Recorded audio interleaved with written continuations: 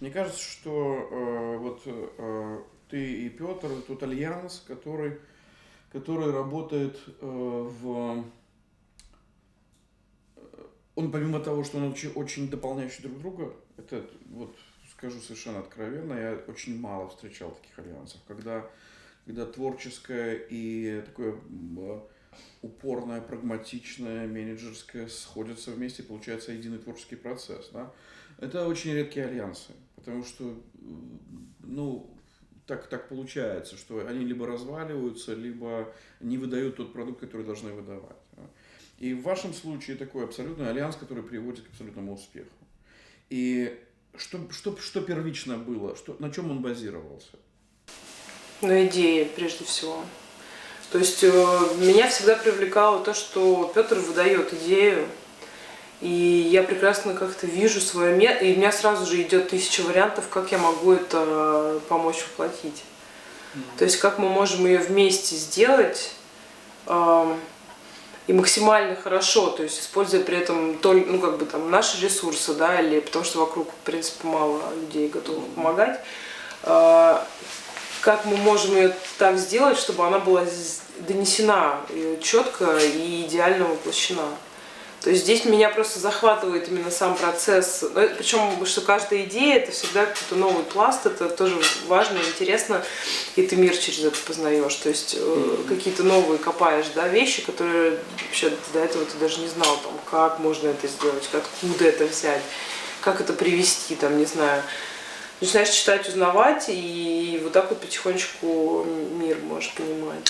Какая из... У него ведь напоминает в чем-то Тарковского, то есть такой продукт редкий, но он просто о нем, и он очень лаконичный, но о нем можно очень много говорить, его можно обсуждать, о нем можно спорить бесконечно. Такое очень... честно скажу, восхищение, которое я очень давно не испытывал по отношению к художникам. И вот это восхищение у меня всегда в отношении к нему переполняет. И его акции разные, да? Они объединены вот этим лаконизмом и таким очень опорой на классическое искусство, но при этом они разные. И какая твоя, не хочу, наверное, не подойду слово любимая, но какая тебе кажется, вот она отражает сейчас то, что тебе вот сейчас хотела бы сказать? Последняя. Дверь, конечно. И всегда это была последняя акция? Нет, это вот эта акция, это настолько для меня здесь воплощено вот это все напряжение, которое может быть вообще у человека с властью, который просто приходит и делает то, что он хочет и давно хотел. То есть вот именно меня это реально трогает практически до слез, потому что это вот этот ответ обычного человека всем тем мукам и вообще бесправию, бесконечному унижению, страху, которое человек обычно испытывает перед властью, что он приходит, просто поджигает дверь. И он прекрасно понимает, что он делает, что это за дверь. И вот эти все вещи, когда мы сидим, да, в глубине души, мы понимаем, мы смотрим последнее слово Сенцова, да, и понимаем, что просто 20 лет в его жизни, я уж не знаю, как там дальше будет, что его просто лишили жизни, ни за что, самых таких лет, да, там он выйдет, он будет уже все. И вот этот для меня это как квинтэссенция ответа на вот это все. И Олег Кулик, я сам в Лондоне здесь в одном из публичных мероприятий высказывался по поводу Петра, и потом послушал высказывание Олега Кулика, и мы, оценивая дверь, мы употребили одно и то же слово. Когда он стоит с канистрой, слово «покорность». И это выглядит как покорность, при этом он как художник абсолютно непокорный человек. В чем что это за... Это диссонанс или это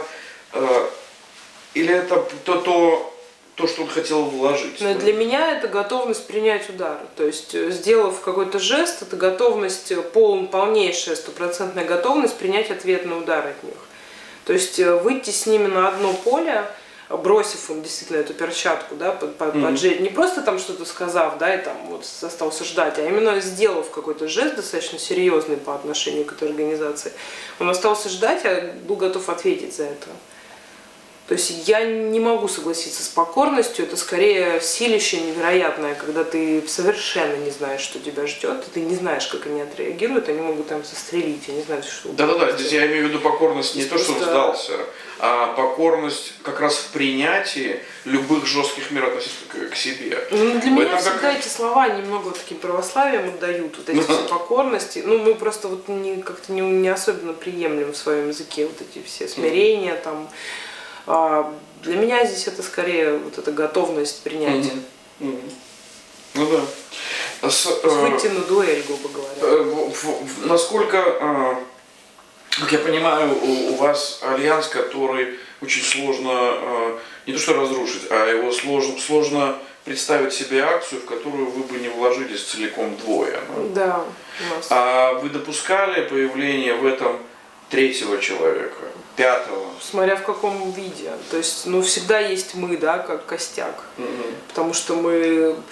У меня, когда ты говорил по поводу того, что люди бесконечно обсуждают, а на самом деле каждой акции, то есть я, естественно, я не буду говорить про последнюю, потому что это все еще, в общем, достаточно серьезное дело, в общем, вот.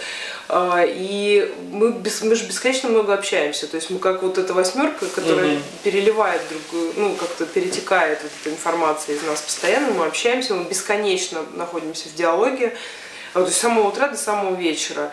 И, наверное, вот эти наши бесконечные разговоры потом, это вот и есть вот этот символ в конце, но который переходит вот как раз эстафету к обществу, и они начинают вот это бесконечно. То есть вот эти наши разговоры, они просто вот идут вот в этот вот символ, очень простой, понятный, четкий, и потом это уже работает там. То есть я вот сейчас это ну и как в восьмерке это центр, это пересечение восьмерки. Да. Кстати, я тоже понял, да, согласен, потому что когда уже для нас акция все. Это уже этап, который мы уже никогда не обсуждаем, мы уже идем. Ну да, дальше. Остается постпродакшн, там легкий, но дальше уже все равно другие смыслы. Абсолютно. Да, абсолютно. Ни о каких смыслах мы не думаем. То есть мы вот это вот наше все вышло, как бы, и все, и дальше пошло уже другое совершенно. Вот еще один аспект, в который тоже многие даже не могут в это поверить, потому что как бы там прагматичное общество, да, которое проникнуто вот этими там нелепыми терминами типа пиар, типа там самореклама, да. Ведь Петр не пользуется в этом практически деньгами.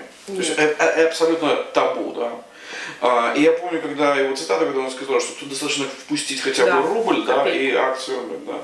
И это на самом деле так. Как удается выстаивать в этом? Ну, акции, если что, они требуют каких-то денег все равно. То есть, да, тут он имеет в виду здесь, конечно же, сторону проплаты кем-то там, не знаю, заказ какой-либо, это абсолютно неприемлемо. То есть всегда это идет из него и нами же ограничивается. То есть, ну так как-то получается на самом деле, что как только возникает идея, у нас же денег вообще никогда нет. То есть у нас там просто вот какие-то денежные притоки, это всегда такое радостное событие, потому что ты можешь как-то, я не знаю, купить себе какую-то вещь, которой ты очень долго страдаешь от отсутствия которой, например, новую зубную щетку, типа того. Думаешь, блин, наконец-то можно ее купить. Вот, но мы занимаем деньги, то есть мы как-то сами находим, это сложно объяснить. То есть либо нам кто-то начинает там говорить, что вот там нужны деньги, там могу подкинуть. Ну как-то, не знаю, находятся деньги, в общем, но это всегда небольшие. В основном это поездки, если мы куда-то едем, да, там в Москву, например, делать, то это поездка. То есть, наверное, так и все. Поездки и какие-то, может быть, еще материалы, там, когда он тренируется. Хорошо, но тебе нужно оплачивать мобильную связь, тебе нужно оплачивать интернет. Вот это, да. В смысле, в доме, когда мы дома живем?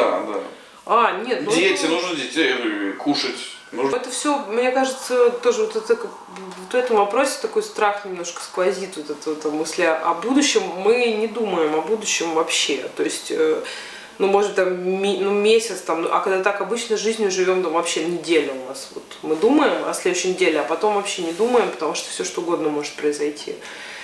Почему-то вот так практически не бывает, что у нас совсем нет денег. Но если совсем нет, я могу занять у кого-то деньги. И, в принципе, я занимаюсь просто деньгами. И как какими-то денежными движениями. То есть, ну и так или иначе, всегда кто-то пишет, какая-то возможность. Но, допустим, условно говоря, ведь я как понимаю, все равно противоречия сильного с деньгами нет, да, то есть если условно говоря, если там он бы приглашен преподавать или написать что-то, или оплата за проезд там, на выставку, то эти деньги принимаются легко. Ну вот, да, ну вот смотри, например, что только вот с лекциями. А так, если что-то написать, как гонорар за статью, возможно, но этого никогда не было. Например, книжка, когда делалась, нам предлагали деньги, и мы хотели их, ну как, у нас больших сумм вообще не было, в принципе. И вот эти деньги мы сразу хотели передать политзаключенным. То есть какие-то перенаправления будут происходить, если будут большие деньги, потому что нет, это совершенно отягощающее обстоятельство. Ну а тогда лекции, там, не знаю, может кто-то просто прийти, там, сказать, есть деньги, нету, ну на там 5000, там, купи еды, иди. Или просто еды привезти. А так, конечно, да, дорога, все. Такой альянс, он должен держаться помимо, то есть он должен держаться на некоем манифесте, внутреннем, там, условно говоря, который касается вас двоих. Так и есть. Так и есть. Что декларируется в этом манифесте? Ну, свобода. Полная свобода, свобода воли и отказ от собственничества в отношении друг друга. То есть... Это если мы берем личные отношения. У вас нет друг перед другом обязательств? Обязательства, ну в каком плане? По работе есть вообще очень много. Да, нет, работу мы оставим, производственный процесс мы оставим. Вы как бы в данном случае еще и некая пара людей, которые живут вместе, у которых есть двое детей, да, и так далее. Ну на данном этапе вот мы жили вместе, да, но это так тяжеловато, конечно. То есть, не знаю, я бы попробовала вот все-таки пожить, может быть, отдельно. Потому что вместе, ну это два, да, с одной стороны это очень плодотворно, но с другой стороны это безумно тяжело. Потому что у нас помещение там очень маленькое, и мы все вместе вчетвером, это тяжело. В общем, да, в плане отношений, обязательства нет обязательств. Просто вот есть свобода и все. Дети. Да, дети есть. Обязательства перед детьми есть? 50/50. Твои 50 и Петя на 50. Да. И вы ответственны за то, чтобы дети выросли. В смысле, у нас есть план. Это дети, мы воспринимаем детей как проект наш. Хорошо, что он включает в себя? Образование, безусловно. То есть оно должно быть на уровне, который нам кажется высоким достаточно. Но при этом вы в школу их не отдаете? Нет. Это значит... потому что в России это как бы разные векторы, даже не векторы, это разные системы координат. Да, я знаю, в Беларуси с этим же столкнулся, когда дети приходили и говорили, что была сегодня политинформация, когда просят вступить в такой вариант комсомола и так далее, то есть, ну, естественно, мы все это запрещали, но прессинг шел действительно очень серьезный. Их возят в церкви на экскурсии. Да, и помимо этого еще и внутри самих дисциплин абсолютно ереси хватает. Да? Да. Поэтому вы детей в школу не отдаете. Плюс там образования действительно мало. Да, то есть мало, у нас есть. Вот я просто смотрю в жизни, там приходят люди, как мы общаемся. Лиля маленькая, она пишет и читает лучше, чем первоклассник, например, ей 5 лет. То есть, там я не знаю, чем они занимаются, но именно знаний там мало. Да, а нам-то что? Нам знания, то есть нам эти все системы, эти все государственные там построения, эти конструкции, они совершенно нам не важны. Но я думаю, что да, мы как-то, наверное, договоримся в какой-то момент, чтобы с аттестатом там это все пошло. Нет, ну там же просто, они сдают экзамены и получают этот же аттестат. Вот у Алисы возникла сложность, она подумала, что она может от меня что-то скрывать, то есть, врать, грубо говоря. То есть она этого раньше не делала, у нас просто была договоренность, что вот мы честные и честно. А тут она посмотрела на поведение другого ребенка и, в общем, себя стала так же вести. Я говорю, это же совершенно, что это такое, это неприемлемо, то есть ты сейчас меня обманываешь, как бы. Ну и чего, я у нее хотела забрать технику, вот. Ну, как мы обычно действуем жестко достаточно, я вообще хотела ее разбить, планшет, да, раз она при помощи его, как бы, вот это ее ввело, вот это вот заблуждение. Забрала сначала. Он мне звонит Петр, я говорю, что вот, типа, такая вот история, типа, врать начала, все такое. Он мне посоветовал, говорит, отдай ей планшет, просто объясни, разговаривай с ней больше, не веди себя жестко, вот так вот сильно. Вот. Но в итоге все равно порче они подвергаются, я им какие-то вещи ломаю, потому что они иначе не понимают, дети. А не создается как бы озлобленности после того, как что-то им сломало? Я перед этим объясняю 3 раза. То есть вот на то этот есть раз это уже- все как бы Да, участвую. понял. Да, то Ты есть понимаешь меня? Да, я тебя понимаю. Я говорю, вот я сейчас все ломаю, ты понимаешь почему? Да, понимаю, все. Мгм. И после этого она обижается, все равно сидит такая вся, как бы, ну, вот она больше она так уже не делает. Ну, мы же не бьем их, что. И отпускает у нее, потом она Да. приходит к тебе и что-то Да. говорит. Ну, она говорит мне иногда, что бывают моменты, когда мне кажется, что я тебя ненавижу. А потом это все проходит, и я, ну, и как бы я понимаю, в чем там было дело. Мгм. Я понимаю, что ей очень тяжело, но без ломания вещей, как бы, без какого-то ущерба, она не может понять. Да, на самом деле, если говорить о психологии, то это самый действенный метод. Ну, то есть, это, ну, кукла, у тебя Да, беру куклу, ну да. куклы.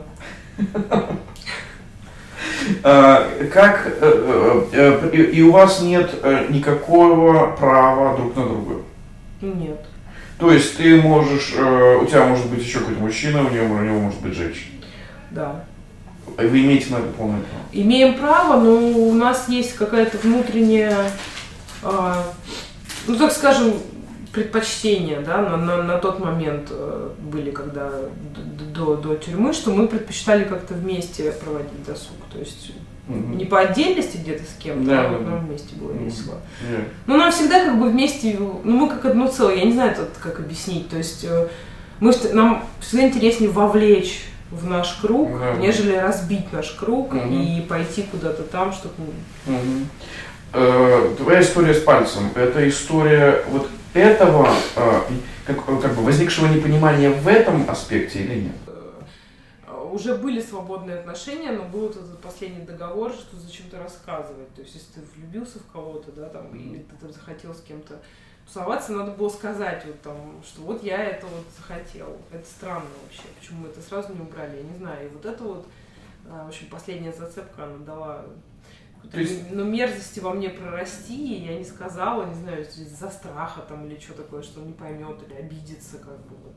И у тебя возникло чувство вины перед ним. Ну, естественно, ну, то есть я как будто я сделала что-то плохое. Ну, то есть ты соблюла контракт, скажем так. Конечно. Подписалась кровью, а не соблюла. Ну, не сказала, а да. сказать мне было страшно просто. Я боялась, что он вообще скажет то же самое, как бы, что было, собственно, и после этого. Что все, давай, наступим. Подожди, было после того, как он понял, что ты его обманул, что ты не сказала? Он просто узнал. Да, он просто узнал, что вот был такой факт, и говорит, ну чего? Я говорю, ну я в тот момент как бы типа того, что ничего. Ну совсем ужасно было все. И у вас началось что, охлаждение отношений? Нет, просто меня выгнал из дома, сказал, убирайся отсюда, ты предательница. Ну как бы ты хочешь, чтобы дети твои вообще смотрели, как ты предаешь? Я говорю, нет. Я все поняла прекрасно, вообще вот все. Я ушла тихонечко и все. И дальше твои действия? Полгода я существовала между небом и землей. Ну ты домой возвращалась? Нет. Нет. То есть ты... Я видела детей, наверное, несколько раз за эти полгода всего лишь. То Кто есть ими занимался? Петя.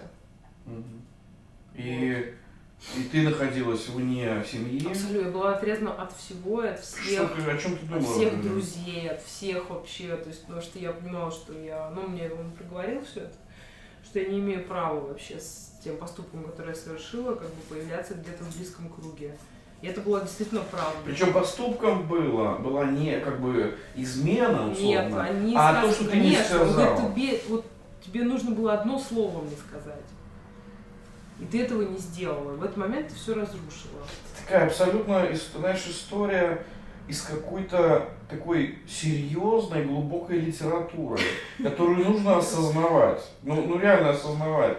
Потому что для абсолютного большинства людей это аномалия. То есть, как бы, для их бы больше устроило, если бы ты изменила, он узнал и избил тебя за это. Да? Это было бы логично. И в логике некой общей культуры, да? Любой.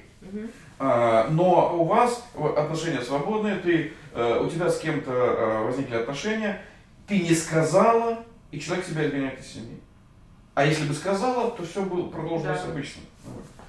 Да, То есть это слово. да, и тут ценность слова вырастает просто до небес, да, Ну, в смысле, до она уровня становится разрушения. абсолютной. Да, абсолютно, Абсолютно, да. да.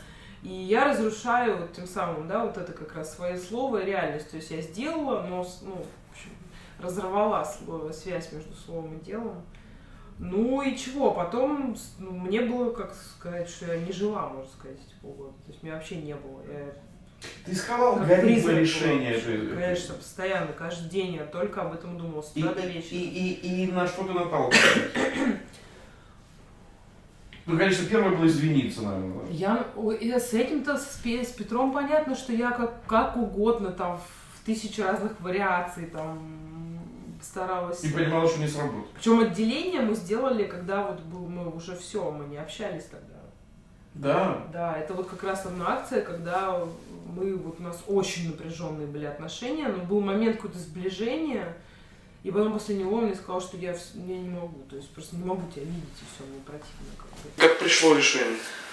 Ну, решение пришло только после того, как я начала вообще, в принципе, серьезно относиться к этой ситуации и вообще к себе. То есть я села там перед Новым годом там, и подумала, что вообще кто я на самом деле. В общем, начала какие-то вот эти вещи, сама с собой работаю. Я была одна, Где ни с кем я происходило? практически не общалась, в Питере там. Просто в какой-то квартире? В какой-то квартире, да. У меня там какие-то даже деньги есть. Я вообще ничего не предпринимаю абсолютно. У меня все само собой происходит. И чего? Я начала читать, Эмму Голдман начала читать. Это человек, который мне вот просто меня изменил мою жизнь. Знаешь ее? Ну, анархистка такая. Да, конечно. Вот. И я стала читать, и я понимаю, что это я, и это вот прям мне близко. Я стала понимать, что я анархистка, что я за свободную любовь, что это прям вот во мне есть. Вот. И так там слово за слово, и что-то. И потом Петр, он периодически приезжал беседовать со мной там по детям, там что-то, и он мне в очередной раз очень долго, планомерно, 4 часа мы, по-моему, с ним говорили, вот он сидел и говорил мне, объяснял сразу, ну, что мне вообще, что мне делать своей жизнью, как бы там, как мне, ну, что мне нужно что-то сделать, то есть я так просто не могу сидеть, и поступок какой-то должен быть. Ну и все, поговорил, и потом я в какой-то момент перед сном понимаю, что там вот палец надо отрубить себе. Ну, первое было это то, что себе надо отрубить, а потом я уже начала читать там про жесты, про все там как. Почему именно палец? Ну, сначала я думала вообще, если честно, про язык, вот, чтобы больше не говорить вообще ничего. Ну, такого слова в смысле. Тогда получалось, что ты наоборот как бы уходишь, то есть ты усиливаешь свой же. Ну и я слаба, я бы не смогла язык себе убрать. Вот, ну я не настолько. Вот, а палец это было вполне, вот как бы у меня просто было ощущение такое, что у меня не палец, а нарыв какой-то. Вот, потому что мне нужно его просто убрать, у меня прям чесалась рука. А ты знаешь, что есть такая категория психического состояния? Человек, который считает, что у него лишняя рука и нога, он не успокаивается до тех пор, пока ему не ампутируют. И самая большая проблема, как врачу получить разрешение на ампутацию, даже если он готов это сделать. И получается, что ты себе смоделировала. Похоже. Ну там у меня просто, вот у меня с враньем вообще, в принципе, с детства идет эта история. Вот, и... Как ты это сделала? Ну, топором. Где это происходило? Ну вот, смотри, то есть неделю где-то я думала о том, что смогу я или не смогу, в общем, надо это или не надо, то есть это была очень сложная неделя, вот как всегда там, я поняла тогда, что Петя испытывает, когда он готовится к акциям, то есть это всегда очень тяжело именно вот это пережить, само-то действие это вообще ерунда. Ну чего, потом, у меня дети как раз были, они там спать легли, я думаю, все, я больше не могу, не могу больше носить вот это в себе, как бы все тяжело, очень сильно больно. Я пару раз садилась и вот не могла начать. То есть и там моральные мучения вот, происходили какое-то время, я не знаю сколько, минут 15, наверное. А потом все, ну как вот моменты этого, когда сознание перестает, и тело, оно просто все. Я начала фигачить просто по пальцу, и все, а там уже как бы. Ну, то возилась долго. Долго? Да, минут 5, наверное, или 7. Ой, кровь улетела, да? Все, да, кровь. И в конце концов все произошло. Ты замотала там? Произошло, вот, когда я облегчение почувствовала, когда я почувствовала, что все, я отделила, как бы там уже все, я дорезала, замотала, поехала. Я была абсолютно счастлива в тот момент. А боль была? Ну, тут я не помню, если честно, даже. Ну вот То есть внутренний, что-то очень незначительное. внутри этот фонтан какой-то, он как бы был более... Вот эта кровь, которая на меня брызгала, то есть все это было вот это то, что нужно, как бы тогда. Дальше. Ну, поехала вот на улицу, это правда. Нет, это когда все, уже все, уже Да. тебе там зашили, все. И дальше ты... Ну и дальше Петя, по-моему, он пришел за детьми? то ли за детьми, да, и как бы я с этой рукой, вот с такой повязкой, вот, понятно, что что-то произошло, и, ну и чего, и он это спросил, я сказала. Что он на это? Ну, он сказал, что да, я согласен с этим. Это произошло вот сразу, узнал Ну, и мгновенно изменился просто, вот я увидела его взгляд совсем, как он раньше был. То есть я, в принципе, появилась перед ним. опять, да. То есть до этого меня просто не было. Я была как невидимка. Вот. И дальше вы опять вы съехались, опять продолжили работу. Но это все постепенно очень происходило. То есть мы постепенно стали начинать общаться, так не взахлеб, а именно вот так. У нас как раз там созрел выпуск журнала, то есть я там понадобилась тоже. Вот. И все. И вот сейчас фаза вот этой сегодняшнего дня, да? Петя в тюрьме, идет суд. Ты на свободе борешься за то, чтобы его освободили, и при этом он же не считает тюрьму неким репрессивным механизмом, он считает это как бы, собственно говоря, в формате его акции это как бы один из элементов, абсолютно вписывающийся в ситуацию. Ну да. Но ты борешься за его освобождение. В этом есть парадокс или нет? Я борюсь скорее не за его, вот вообще не за его освобождение. Я продолжаю, так скажем, процесс политического искусства. То есть я расширяю рамки. Вот мы сейчас расширили их вот до Лондона. То есть здесь уже идет вот разговор, да, о политическом искусстве, о границах и формах политического искусства. Вот мы там ездили к этому в министерство. То есть оно как бы так или иначе, оно раз, оно начинает... Вот я вот в этом процессе участвую очень активно. Он там занимается, в тюрьме, да, вот карцер, камера, не знаю, там суды, будет ли этап или нет, ну, посмотрим. А я здесь, и я держу, как бы, как скажем, принципы, держусь наших основных принципов, живу по ним, занимаюсь детьми, в общем, ну, я веду, так скажем, наш проект.